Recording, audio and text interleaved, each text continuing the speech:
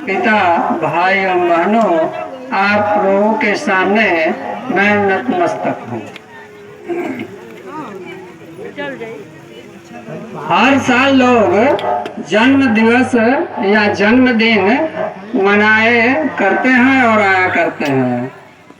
तो और त्यागी लोग इस बारे में बोले हैं कि आने से बार बार कोई लाभ नहीं है। जन्म दिवस पर आने का मेन मकसद है कि जैसे गंगा में स्वामी जी बोले कि गंगा में स्नान करने से भी आपका दुख दूर हो सकता है, लेकिन स्नान करने के समय आपको कोई बुराई का त्याग होना चाहिए। तो स्वामी जी कहे कि ज्ञान ही गंगा है, वहाँ अगर पानी है तो यहाँ ज्ञान है। अगर जन्म दिवस पर कोई भी अगर समाज का यहाँ जुट रहा है तो शब्द कह रहा है कि जन्म, स्वामी जी का शरीर के जन्म का ये जन्म दिवस नहीं मनाया जाता है, उनके ज्ञान का। तो अगर ज्ञान के अगर जन्म दिवस पर लोग जुटते हैं तो ज्ञान के गोता लगाना होगा। तो ज्ञान गोता लगाने का मेन मकसद है कि अपनी बुराई को जब तक त्यागेंगे नहीं तब तक ज्ञान में गोता लगा नहीं सकते हैं। तो बार बार जन्म दिवस पर आने का मेन मकसद है कि अपने बुराइयों को त्यागना होगा। अगर कोई आए अब भोजन करे और फिर अपने घर जाए और व्यवहार को ज्यों का त्यों रखे, इससे कोई लाभ नहीं है। लोग चोरी से भी बहुत से काम करते हैं, दिखावा में कुछ करते हैं और आड़ में कुछ करते हैं। तो दिखावा से काम नहीं चलेगा। और कोई अगर भेषधारी हो या भेषधारी न हो, अगर उसका जो चरित्र है, उसका जो व्यवहार है, वही उसके लिए कामयाब है।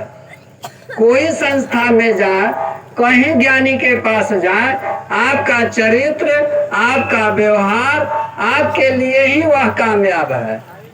अगर दूसरे का, एक त्यागी ने बोले कि राम का या गुरु का बहुत बखान करने से आप विद्वान ज्ञानी नहीं हो सकते हैं, क्योंकि आप अपने चरित्र का जब तक सुधार नहीं करेंगे तब तक आपके अंदर वो ज्ञान और विद्वता आ नहीं सकता है। एक बात मैं कहूँगा, इस पर लोगों को थोड़ा सा ठेस पैदा होगा कि ये खिलाफ कर रहे हैं, लेकिन मैं जानने और जनाने के दृष्टि से मैं कह रहा हूँ। स्वामी जी पहले बोलते थे कि पत्थर को नहीं पूजना चाहिए, क्योंकि पत्थर हाल चाल नहीं करता है, आपका दुख दूर नहीं करता है, आपके जाने पर आपका हाल चाल नहीं करता है, न खाता है न पानी पीता है, प्यार कैसे पाएगा। तो एक दोहा में स्वामी जी की कृपा से निकला है, माटी पत्थर पूजते दिल दिमाग पत्थरा, और जाति पाति के फेर में मन गया उलझा। मेरे कहने का मतलब, स्वामी जी का फिगर है तो एक याददाश्त के लिए है। आपके लिए जो नाम दिया गया है वही आपके लिए ज्ञान है। अगर कोई नाम न जाप करे, कोई अगर अपना चरित्र व्यवहार न सुधारे, और स्वामी जी के पत्थर या फिगर पर अगर बार बार सर लटकाता है, उससे कोई लाभ नहीं है। स्वामी जी बार बार कहा करते थे कि माटी पत्थर के सामने आपको झुकने से कोई लाभ नहीं है। अगर कोई ज्ञानी के पास जाएंगे, अपना दुखड़ा सुनाएंगे, तो वो सुनकर आपका निदान कर सकता है। अगर डॉक्टर के पास अगर कोई जाए और डॉक्टर का फिगर रख के अपना रोग अगर बताए, तो डॉक्टर इलाज नहीं कर सकता है। अगर वो है शरीरधारी तो आपका इलाज कर सकता है। तो हम इस बात का खंडन और विरोध नहीं करते हैं। स्वामी जी से प्रश्न किया गया था कि अगर स्वामी जी आप अगर मूर्ति पूजन का विखंडन करते हैं, विरोध करते हैं, तो आपका फिगर रहेगा कि नहीं रहेगा। तो बोले थे कि वो फिगर याददाश्त के लिए है और आने वाली समय के याद के लिए है, एक प्रतीक है। लेकिन अगर फिगर देखेंगे तो कोई अगर फिगर पर आपका अगर ज्ञान जाता है तो फिगर से भी बहुत कुछ मिलता है। जैसे मिसाल के लिए एक नर्तकी पर आप चित्र पर अगर नजर डालते हैं, अगर कोई देवी पर अगर अपना नजर डालते हैं, दो तरह की भावना उठती है। अगर वही स्वामी जी अभी अगर अपना केवल वस्त्र बदल के अगर अपना राइफल लेके अगर फोटो खिंचवा लें तो आप लोगों पर या कोई लोगों पर वो असर अलग पड़ेगा। बुद्ध का अगर चित्र है, अगर बुद्ध शांत स्थिति में अगर आंख बंद किए नहीं होते, अगर अभी पैंट शर्ट केवल पहन करके और राइफल केवल ले ले तो अलग असर पड़ेगा। तो फिगर का भी असर होता है। जैसे रिश्ता का असर, जैसे आपकी कोई साली लग रही है और बहन लग रही है, दोनों एक उम्र के हैं, दोनों के चेहरा पर अगर नजर डालते हैं तो आपका नाता में गोता खा जाते हैं। एक नाता से बहन के नाते बचते हैं, लेकिन दूसरा नाता साली से फंस जाते हैं। तो स्वामी जी कहे थे कि माता पिता अगर रिश्ता बनाकर चलते हैं, भाई बहन का रिश्ता अगर बनाकर चलते हैं, तो दिखावा नहीं होना चाहिए, व्यवहार में होना चाहिए। ये नहीं कि बाहर से हम राखी बांधते हैं, आड़ में उसको साली मानते हैं और नारी मानते हैं। तो बाहर का दिखावा कब तक रहेगा? जब तक लोगों को धोखा देते रहेंगे, आप भी धोखा में पड़ जाएंगे। तो बहुत सी बातें हैं कि समाज आते हुए भी अपने व्यवहार को मजबूत नहीं करता है।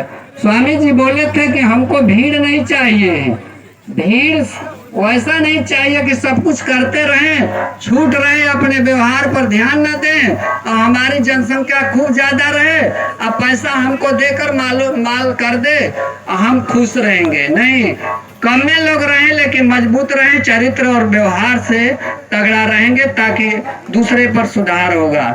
जैसे एक महात्मा ने बोले, पुत्र 3 तरह के होते हैं, पुत्र के 2 भेद है, कुपुत्र और सुपुत्र। तो कुपुत्र पुत्र होता है, स्वामी के मर्यादा को ध्वस्त करता है।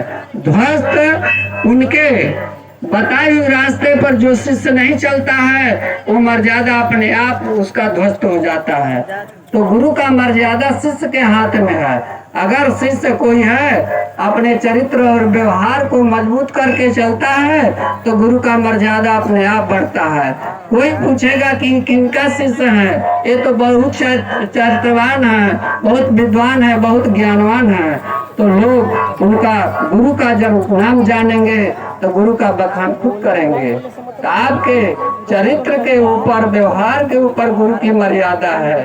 अगर पिता का कोई अगर पुत्र है तो पुत्र के हाथ में पिता का मर्यादा है, लेकिन एक असर होता है कि पिता का भी कुछ अंश पुत्र पर आता है, तो गुरु का अंश भी आपके अंदर छाया है तो आएगा जरूर।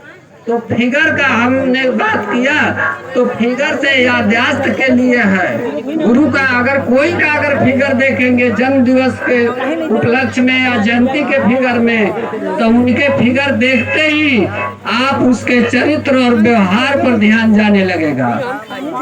लेकिन फिगर का जैसे आप उदाहरण लीजिए, स्वामी एक अंगुली दिखाकर और 4 बांध कर रखे हैं, उससे आपको क्या ज्ञान होता है? स्वामी जी बताए, प्रश्न किया गया तो स्वामी जी बोले, एक ही सत्ता है जो पूरे संसार को चलाती है, वही उसको मजबूत करने के लिए कोई संत पुरुष पैदा होता है और ये कहता है कि आप अपने को मत भूलिए कि कोई एक शक्ति नहीं है, एक शक्ति है कि जो सत्ता पूरे संसार पर चलाती है। जैसे हमने प्रश्न किया था एक जगह कि भगवान उस समय थे और इस समय भी है, उस समय भी प्रकृति था, आज भी प्रकृति है, लेकिन वो पहले का सूरज चांद बनाया गया, कौन बनाया? लोग कहते हैं प्रकृति ने बनाया, आज तो प्रकृति है। प्रकृति पर ध्यान दीजिए, प्रकृति 5 को कहा गया है। हवा कोई चांद बना सकता है, हवा कोई तारा बना सकता है, हवा कोई पहाड़ बना सकता है। प्रकृति को लोग कहते हैं प्रकृति ने पैदा किया, लेकिन ध्यान देना चाहिए प्रकृति को पैदा कौन किया?